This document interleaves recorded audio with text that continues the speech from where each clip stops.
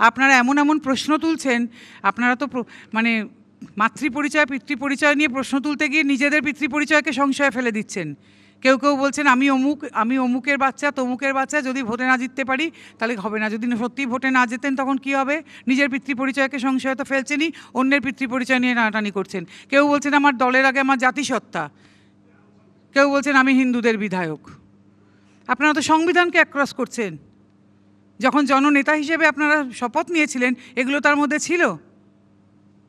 একজন জননেতা মানে তিনি দল ধর্ম রাজনীতি কিচ্ছু দেখেন না তো। আপনি সে অঞ্চলে যদি বিধায়ক, আপনি যদি এমপি, আপনি যদি কাউন্সিলর, আপনার তো কিচ্ছু দেখার কথা নয়। আপনি আর্ত মানুষ, যিনি অসুবিধায় পড়েছেন তার পাশে দাঁড়াবেন। আপনার আবার এসব কথা কোথা থেকে আসে? হ্যাঁ, যে আমার দলের আগে আমার জাতিসত্তা, আমি হিন্দুদের বিধায়ক, হিন্দুদের ভোটে জিতে এসেছি, আসে এসব কথা? কোথা থেকে বলতে পারেন? আপনারা এসব কথা বলতে পারেন না। আপনারা এসব কথা ভোটে জিতে যদি এসেছেন, জননেতার ভূমিকা নিয়েছেন, শপথ নিয়েছেন, সংবিধান ছুঁয়ে শপথ করেছেন, তাহলে তো এগুলো আসে না তো। এই কথাগুলো কোত্থেকে আসে? নজরুল স্যারের কথা একদম মানি, আপনাদের কোনো আদর্শ কিচ্ছু নেই তো, আপনারা শুধু সুবিধাবাদ বোঝেন। যেরকম অনির্বাণ বলছিলেন যেখানে আপনার কখনো এ দলে কখনো ও দলে কখনো সে দলে, কাজে আপনাদের তো আদর্শ বলে কিছু নেই, আর জনগণকে বোকা বানিয়ে চলেছেন সারাক্ষণ।